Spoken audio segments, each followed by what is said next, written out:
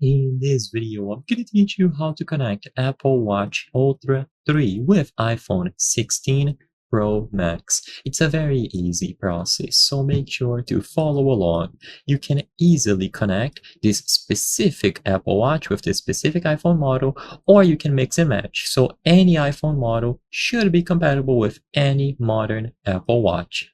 To connect them together, it is simple. All that you have to do is hold your Apple Watch near your iPhone. Immediately upon doing this, a prompt to pair them up together will appear.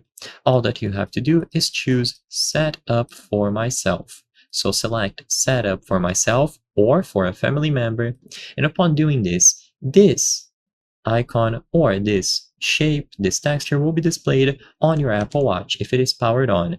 This acts like a QR code. So what you have to do is scan it using your iPhone's camera. So make sure that you place it on this frame here. So once you choose the setup options, you will be guided through the instructions and you will be given this frame where you have to scan what is being displayed on your Apple Watch. By doing this, it will communicate with the iPhone, allowing the devices to connect.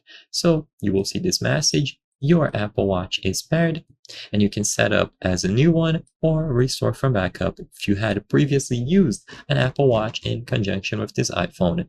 If it doesn't pop up right away when you place the Apple Watch in close proximity of the iPhone, you can also look for the Apple Watch app. This should be a default application on your iPhone, and upon going inside of the Apple Watch app, you will also see the options to set up and use any Apple Watch model. Once this is done, it will remain connected. So I hope I was able to help you. If this video helped you, consider subscribing. As you can see, according to our channel metrics, 83% of the people watching our videos are not subscribed. By subscribing, you can help us make higher quality videos. Thank you for watching, and I'll see you on the next one.